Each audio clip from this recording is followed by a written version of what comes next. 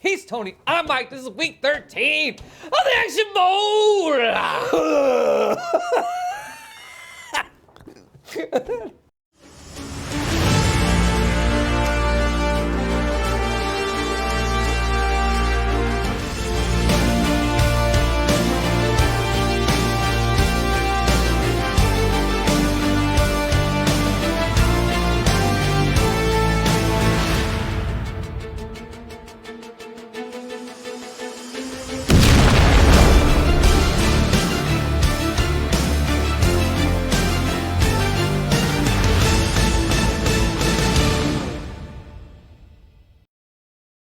Week 13 of the Action Bowl, the first week of the semifinals. We have Vin Diesel going up against Pam Grier.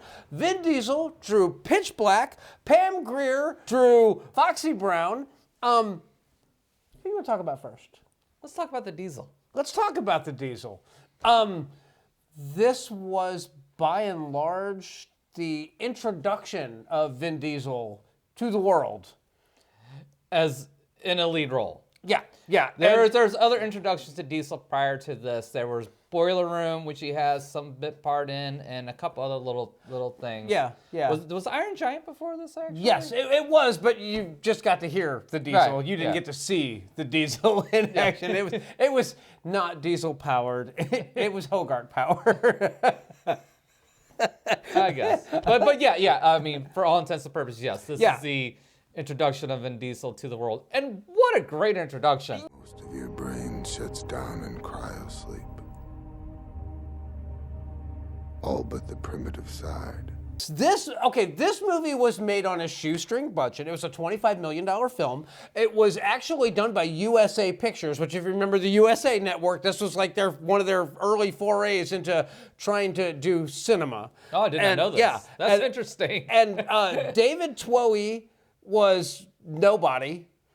This was like one of his first, grasp for the brass ring. Mm-hmm. And this movie killed it. Now, if you're a sci-fi aficionado, you're going to know that Keith David is in this. Mm-hmm. And you're also going to know Claudia Black, who plays the girl miner, is in this. And she was in Farscape and, Stargate SG-1 and some other science fiction programs as well. So she's like science fiction royalty. People that know sci-fi know who that is. However, Vin Diesel, again, not really a known quantity. The guy that played Johns, Cole Hauser, who was in Dazed and Confused, that we just reviewed last month.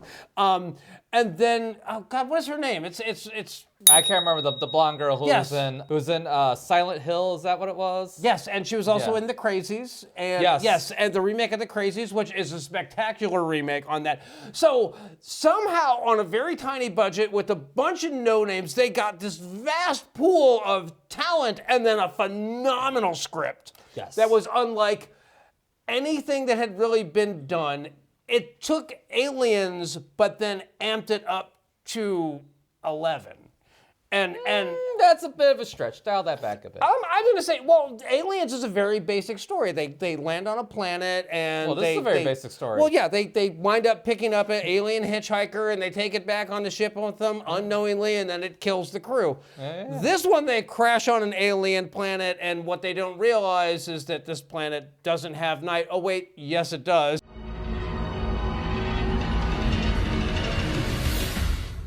And then on top of it, doesn't appear that there's anything that's alive on this planet. Oh wait, yes there is. It ain't me you gotta worry about. So it's a little bit more involved. And then, oh wait, people have been here before, and oh, it looks like they left. Oh wait, no they didn't. These people didn't leave. Come on. Whoever got Zeke got them. They're all dead. So Right, again, which is still very much Aliens. a bit, yeah. It is. Yeah. I mean, for all intents and purposes. But the fact that the setting is different and the shit that this crew has to go through, because they don't have guns and ammo and stuff like that. No. All they have is their cunning and their wits and Some torches and some alcohol that happens to be over 40 proof that burns and Vin motherfucking Diesel.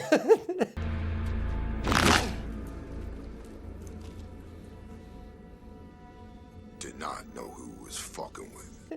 Because let's face it, Riddick is a badass. Yes.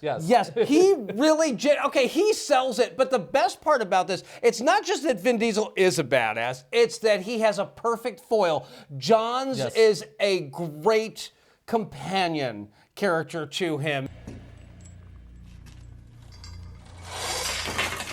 I want you to remember this moment. The way it could have gone didn't. Moments later. Do we have a deal?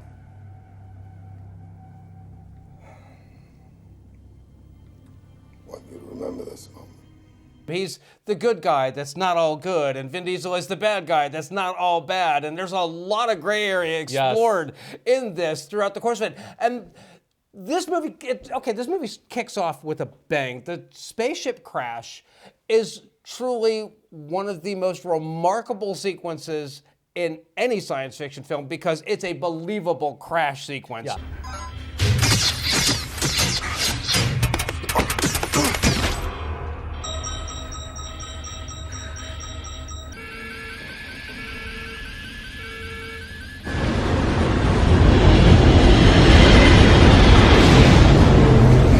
Done on a budget. And it doesn't just, burn up as it's going to the atmosphere. You get to see the basic ship falling apart while she's trying to land the damn thing.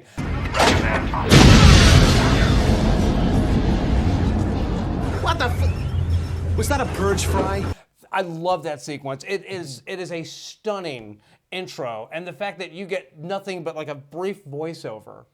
And then, it gets hit by these, micro asteroids that just so happen to kill the captain. Oh, shit just got real. Oh, yeah, and by the way, we're hemorrhaging air. And by the way, we're in a planet's gravity well and falling. I love everything about it. It's spectacularly well done. The crash sequence is great. The fact that Riddick disappears for the first 20 minutes of the film. And they're trying to see, did he die? Or, is he floating around out there? No, he's stalking the crew. And they're not quite sure. Well, no, he initially was still in the crash. Yeah, and then he escaped. Yeah, he does escape, yeah.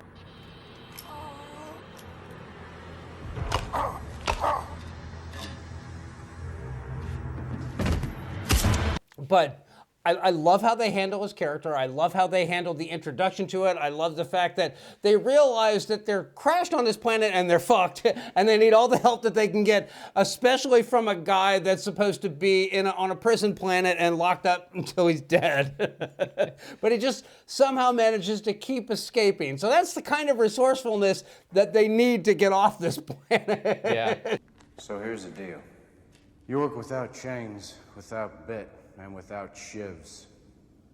You do what I say when I say it. And I like that how they delve super deep into who Riddick is and his crimes and stuff like that. This just kind of hinted at here and there. And I like that. There's a mystery which they ruin in the next movie. Yes. But we're going to talk about that next movie. They retcon the shit out of stuff in the next movie as well. We have the boy who's not a boy. It actually turns out it's a girl, but she was traveling incognito because she thought it would be easier because they were doing a back lane route. We have the Muslim characters that they're on a great Hajj going to New Mecca. So everybody that's there has a reason to be there. They've fleshed out every character in this. Whether you get a whole lot out of that, but it all applies to this, and none of it feels convenient. We have the antique dealer. Thank goodness it's not a total loss. Booze? This is what you have to drink? I'm going to need a receipt for that. For all of this. This is my personal stuff. And I love his character, because he's literally useless in this scenario. Yeah, he sets up his little spot on top of the ship, complete with an umbrella and a cocktail bar. So, He does offer that one little piece of wisdom. You comfy up there? Yes, well, it's amazing how I can do without the necessities of life, provided you have the little luxuries. That truer words have not been spoken, sir. So, then we get to sunset when the three stars actually, basically the moon that they're on is eclipsed on both sides of the trinary star system by two planets on each side.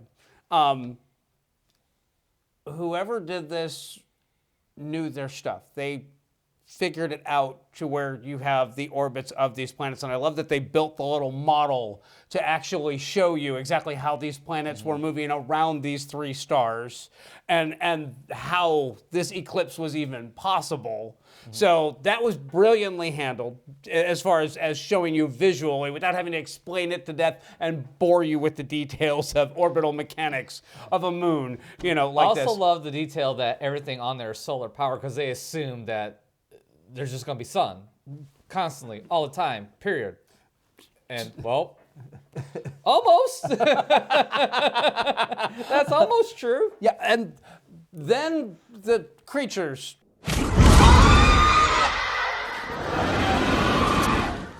Are they ever actually named the creatures in this? No. But the creatures actually kind of half-ass make sense in this. They're sufficiently a threat to everybody, and the fact that you get to see that they're not just threats when they're big giant grown-ups that can fly around and carry off an adult. They actually are every bit as much a threat when they're tiny and they eat the one kid and just strip his body down to the skeleton with just some loose meat chunks on it. Yeah, it's pretty vicious. I don't know if I actually took them as two. I actually kind of took them as 2 separate things, like the ones that fly around are their own little thing, and the bigger ones are their own little thing. No. I could be wrong. I don't know. It's It doesn't matter. all one species. It's just that the bigger ones eat the younger ones. They are cannibalistic. And as the film goes on, when they're actually traveling through the valley, they're attacking each other in the sky, Yeah, I and saw you that, see the dead ones falling out. So yeah, the little ones ain't got much of a chance. Do not look up! Killing each other.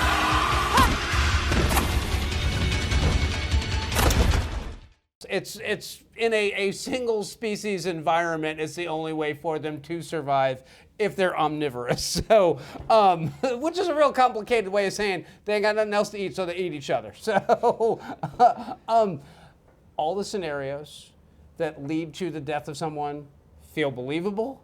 None of it feels contrived. In every horror film that you've ever seen, there's always that one idiot that you're like, oh, come on. Who would ever do something stupid like that? In this one, you're kind of like, okay, yeah, I get it. This can't be happening. Get back here! Yeah, nobody does anything too dumb. Yeah. And Yeah. Riddick, because he's in a, prison that there's no light, he's prepared for having shit sneak up on him in the dark all the time. It informs his character without, again, they don't over-explain him. They leave that air of mystery, but because you know that he had a surgical shine job done to his eyes so that he could see in the dark, it makes perfect sense. Yeah, and even years in the future, cigarettes are still a method of currency. You take up a doctor, and you pay him 20 menthol cools to do a surgical shine job on your eyeballs. Make sure you get, first you got to kill a few people. I can do it. Where the hell can I get eyes like that? Gotta kill a few people. Okay, I can do it. Cute kid. Anyway, he's also the winner of the lookalike contest, which this movie also has a vicious sense of humor. The jokes that are in this they're mean-spirited as hell, but man, they're funny. And it has a good gut punch ending too. Yes. Which I don't want to spoil. Yes. Which is unusual for me because I like to spoil everything. This is a matter of fact on this one. I love this movie. This was the first movie that I ever bought on Blu-ray when I bought my first Blu-ray player. Oh, was it really? Yes. Oh, yes, okay. it was. It was actually, I have adored this film since the first time I saw it, with no exception. It has been in my collection for 26 years now. So, Okay. yeah, I mean, it's these are some high scores Yeah, then. yeah. I cannot praise this film enough. Sadly, the sequel is a letdown, and then the third one, it's there. It's very watchable. It's okay. It's not bad. It's just not this good. But this is legitimately lightning in a bottle. Yeah. And Yeah. I Vin Diesel has tried to recapture this lightning in a bottle several times now with other properties that he's done. He just has not been able to do it. And I don't know what it was, but it just feels like everybody that was involved in this film needed a hit, so they gave it their all. And then when they delivered and then it showed up and audiences were wanting a film like this because it's equal parts horror and action and character study. It doesn't skimp on anything as far as this film goes. You know all these characters. You get a lot of background information. The action sequences don't feel borrowed or recycled or used or more importantly, they don't feel like a ripoff of The Matrix, which was so big at that particular time. There's no bullet time bullshit. And when it comes to how the creatures see, they actually kind of borrow the element of Predator, how you get to see Predator vision. This one you get, flying night, batwing, whatever thing, alien vision. And it's done in such a way that I don't know that I've ever seen it replicated like that. But they're using echolocation. They do something kind of similar in Daredevil, which was after with Ben Affleck. Ben Affleck. Yeah, but that was after this, was it not? I don't know. I think so. I don't remember. I think so. But no, I love this film. I can't wait to hear what your scores are going to be on this one. So let's just cut to the chase. Give me some numbers, baby. So I enjoy this film. I didn't score it probably near as high as you're going to score it. But are you going to be mad at me for my overly high score on this? No, no, because I love this movie too. But looking from an objective lens, these are my objective scores. Plot's a 6. It's a good story, but it's it borrows from other movies, notably Aliens. But it's unique enough, and there's enough there to differentiate it. So without actually really talking about the plot and kind of pointing, hey, you probably wouldn't even notice that a lot of stuff's borrowed from there. So it's a 6 for me. Style is also a 6. There's some unique stuff going here. Yes, it's low budget, but they do some really creative stuff with this low budget. So even though it comes across like that, I can appreciate the style and the stylistic choices that they did. I can forgive the shitty CGI in some cases with the close-up of some of these creatures. When they're out in the dark and stuff like that, they're perfectly messy. When they get up close, it's a little sketch. I don't disagree with that. They managed to hide a lot of the sins of having such a small budget and so much CGI to do by making sure that everything was dark. Yeah. So now with that being said, the creative use of that budget is a 6. Entertainment, it's a fucking 7. 7? It's an absolute 7. I mean, it could easily be an 8. I mean, you could argue either. You can argue even higher because what they do here for this budget and the action that you get, the suspense that you get, I mean, you could easily probably score this a little bit higher. But still, a 19 for me is a solid fucking score. Yeah. I mean, anybody that scores it higher, I can, like you will here in just a second, like I will be here completely in just a justified. second. So go ahead. For the plot, I gave it an 8. I gave it an 8 for all the reasons that we talked about. It's not just a good action story. It's not just a good horror story. It is a good character development study. It is. They could have gotten lazy with the script, and they didn't. And the script informs everything else that goes on in this. Yeah, it's a good genre blender fucking story. Yes. I mean, that's something we didn't. I mean, you said it, but we didn't say it outright. That, yes, it's a good. It's genre equal blender. parts Alien and Predator and Cop. Episode.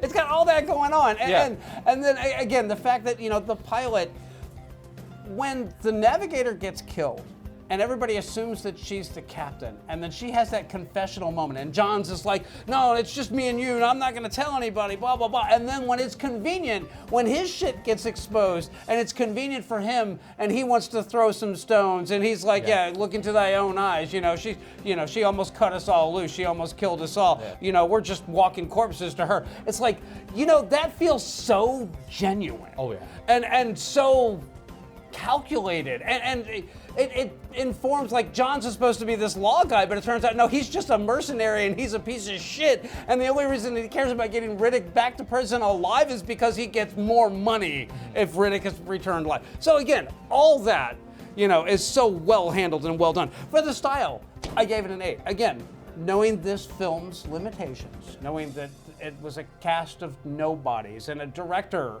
that was a nobody and $25 million and a shit ton of CGI, and the fact that they hit all those scenes. But then they also, you know, showed you the different, how the planet changes its quality depending on which sun is rising on all that. And when you see nightfall come, when you see the rings of the planet come up, it's so beautifully rendered. There, for every bad CGI shot in this, there is a shot that is absolutely breathtaking, and there's nothing quite like it you've ever seen. And the crash of the ship at the beginning easily puts this miles ahead. They knew where to spend the little budget that they had. Yeah. And the crash of the ship, chef's kiss. Entertainment, it's a 9. It's a 9. I love this movie. I unashamedly love this movie, and I don't care what anybody says. This is a 25 all day long. Is this a perfect movie? No, it is a flawed movie, but it lands so hard in all the areas that it intended to, unlike its sequel. So that is our scores for Pitch Black. Coming up next, Pam Grier, Foxy Brown. Stay tuned. I'll say good night.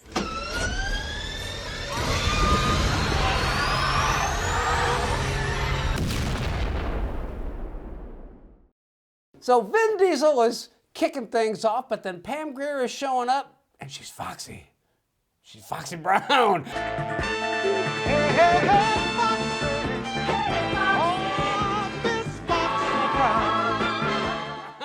And she's bringing Huggy Bear with her. There's no Huggy Bear. No Huggy Bear. There's a skinny little weasel of a brother that she's got. Now you tell me what I'm supposed to do with all this ambition I got. Look, word on the street is. And then there's another Hinch lady, not Hinch lady, Cobra Commander type lady. Yes. Actually, that was the same lady. That was Is it really? the prison guard that was doing the torture in the Big Dollhouse. That is the same lady that is the female compatriot of whatever Mr. Big's name is in this one. Well, it's Bitch Big in this one. Yeah. He doesn't run the show. She runs the show. Of course, things don't always go smoothly. Especially when one becomes careless. You know, he's a side wiener. Have you ever seen this before we watched it? No, I haven't. Okay, no. Neither had I. I was expecting like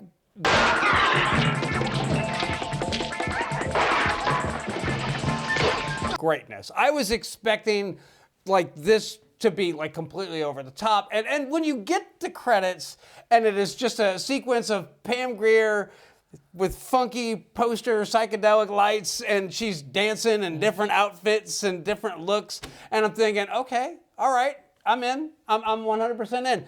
But then it kicks off, and Anthony Vargas is Pam Grier's brother, and he's a big old piece of shit. Yes. And he's a scammy son of a bitch. Yes. Who's trying to rip people off, and he gets busted. I had to borrow a few bucks to go into business. From a loan shark, right? 500 people all hitting the number on Martin Luther King's birthday. So how much did you go down for?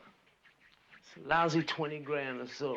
And Pam Grier was dating a cop who went undercover, and he's trying to stop drugs from getting into the neighborhood, but then they had to make it look like he had been shot, and then he had to get plastic surgery. I don't know what you look like anymore. Maybe I won't want to. And he shows back up, and now Pam Grier is dating, Foxy Brown is dating a new man, and oh, she's real tight with him. I wonder whatever happened to her old boyfriend. And then Huggy Bear figures out that, oh, it's the same dude. When they want somebody that bad, they get him for sure. I bet somebody made a bundle fingering that informer. And then, because he's 20 G's in the hole for ripping off somebody, he then sells him out. He gives that name up, sells it out to cover his debt.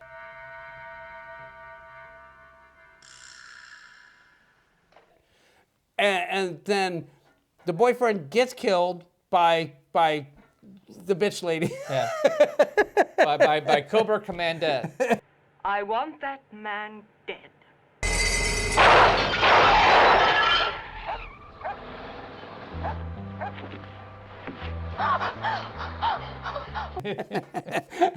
And then the next thing you know, Foxy Brown has to go on a really long and tedious and boring revenge to try and get back. And It wasn't super boring, but it was underwhelming. and I think that's probably the best word to describe this.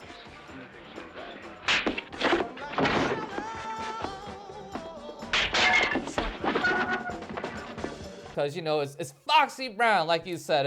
It's a movie that everybody's heard of, but I don't think everybody's actually seen. And once you watch, you're like, oh, okay, that was a thing. Okay, yeah. Pam Grier is very attractive, and that's great. And she has a lot of great looks. And not only is she she shows up to infiltrate the bad guys.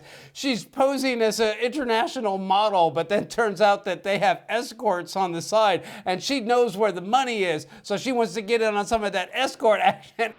I know perfectly well what business you're in, and I couldn't care less about all this phony modeling. Now, I've come here for one reason only. This is where the money's at. It's like, this is Foxy Brown. No kung fu, no shooting shit up. She's gonna basically, you know, get in there by you know, prostituting. This movie's dumb. I'm not going to ask what went wrong. There's no other polite way to say it. You're absolutely right. People talk about having seen Foxy Brown. If they ever actually had to sit through the hour and 40 minutes of it like we just did, they might have a different take on it. Now, don't get me wrong. I love Pam Grier. I love a bunch of her blaxploitation films. This underwhelming is the nicest way you could say it. I was fucking bored. Do you know he wouldn't even talk to me? Oh my God, why? That's what I want to know. For the vast chunk of this film, I wasn't bored, but it didn't live up to the expectation. You know, like this, it wasn't as fun or as cheeky as the prison movie that we reviewed before. The Big Dollhouse. Yeah, the Big Dollhouse.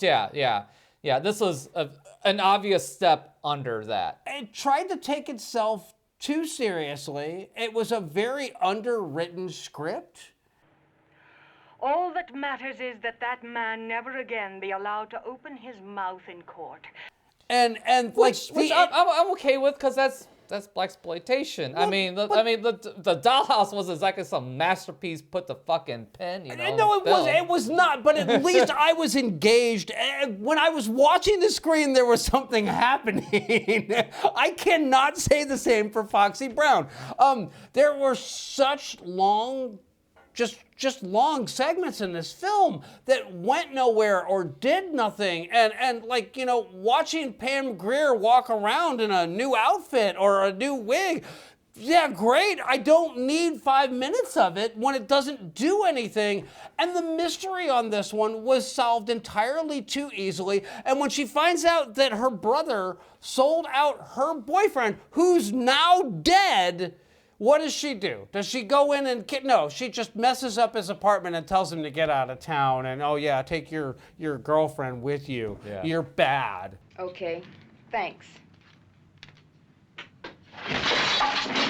What are you doing? But they gotta stick a dynamite up your ass and the fuse is burning. You understand me? Now I want you out. Oh, you. And I don't want to talk. It's like, no, this is a perfect example when Foxy Brown should have walked in that room. She should have kicked his ass and then kicked the piss out of him and then kicked him for pissing. And then when his girlfriend objected, he should have kicked her ass and then thrown her ass naked in the hallway and then thrown Huggy Bear out and then thrown all their furniture out and then burned their drugs that they, you know, negotiated for. The amount of revenge in this film is lacking. Hey,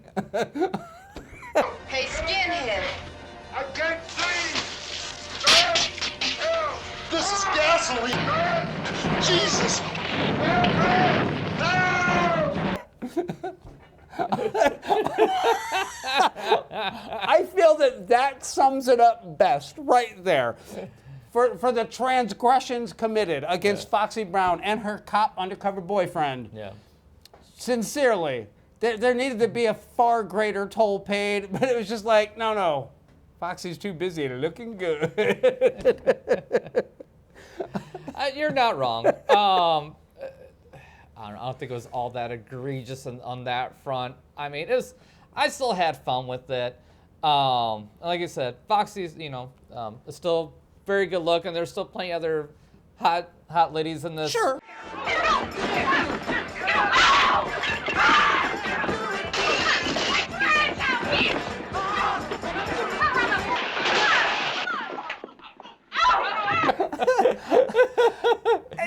I mean, that was a fun scene. And then we do have the dick in a box scene as well.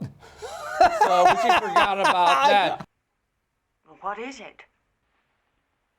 I don't know. Looks like a pickle jar or something.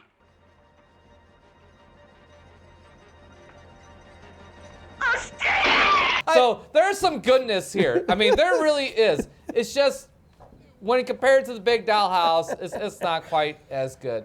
There's for every good high, there's an equally shitty low. Oh yeah. But again, just like I said, since just watching this movie, it felt overlong. It felt undercooked.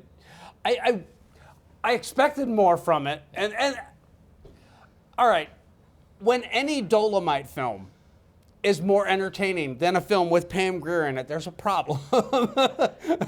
When Original Gangsters is more entertaining than Foxy Brown. No, you are wrong. You are wrong. You're being too emotional. You're not being objective. I'm trying to be objective. You're wrong. I really am, but like I said, the hopes are just too high. You're just let down too hard. Yes. Your expectations are here. Yes. You came in here.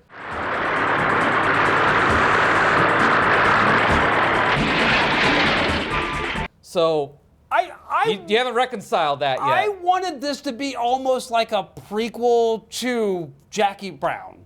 I wanted it to be that level of charming and fun and seedy and this just is so underwhelming. And you're absolutely right. My disappointment in this is just there's a legend to this film. People throw around Foxy Brown as this great blaxploitation movie, and Pam Grier is spectacular in Foxy Brown. That's the best way I can sum this one up. So now I tried to score fairly on this one. You want to change your scores real quick while we're talking about it? I joked that this was worse than Original Gangsters. Original Gangsters just sucks. That's right. Thank you for that. I'm sticking with my scores here, but I'm just going to say that this will not be added to the Blu-ray library anytime in the near future. Other Pam Grier films will be. This ain't one of them. All right, we'll let him rip. For the plot, it's a 4. There's something interesting to be had here. There is an interesting idea here. It's just underwritten, and it is so plotting a plot. It just, if the pacing was better and there was a more involved story, it would have scored higher, but it's a 4. For the style, it's a 4. It has some fun moments. It has, when they basically, when she goes and she gets the neighborhood gang and they go after the bad guys at the end, that sequence is a lot of fun, but there's not enough of that.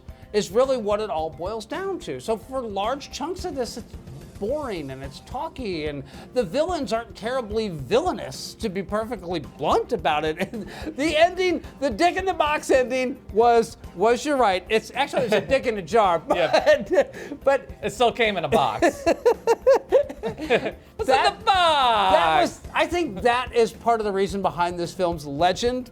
Probably. But other than the shock value of it. And then for the entertainment, it was a 3. I was bored for a large chunk of this. So my score overall on this is an 11, which I believe is actually the same score that I gave Original Gangsters. So I agree with you. Plot is a 4. It's slow. It's plotting. It's not the greatest written thing in the world. You know, it's beginnings of blaxploitation. So it is what it is. Style's a 5. There's some interesting stuff that goes on here for the small budget that it's got. But there's nothing that's like breathtaking or groundbreaking or anything like that. So the 5 is a 5. I was entertained more than you were.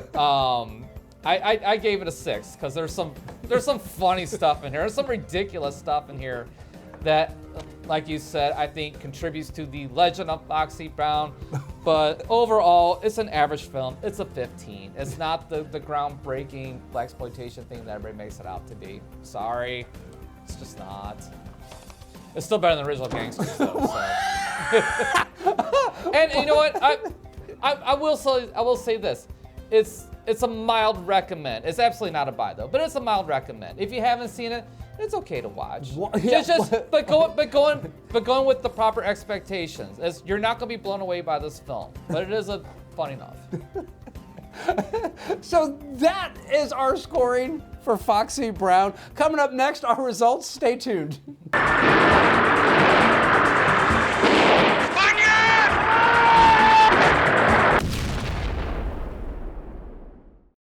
So the results of Week 13, Vin Diesel against Pam Grier, Pitch Black versus Foxy Brown. So for Pitch Black, I scored it a 25, you scored it a 19, so that gives us an average score of 22. And then for Foxy Brown, I scored it an 11, you scored it a 15, so that gives us an average score of 13. So, Pam, I was rooting for you, but time for you to go, honey.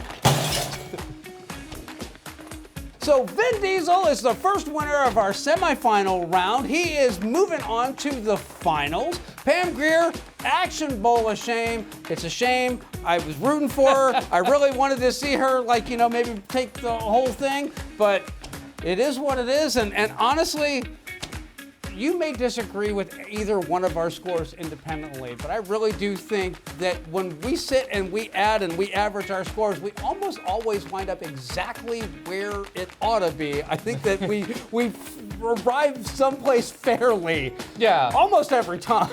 Yeah, I would agree with you. I think our average scores is pretty representative of what these films are. So, look, there's Rotten Tomatoes for us. Those are your choices. I mean, you can go to IMDb, but no one's going to read your review. So here we are.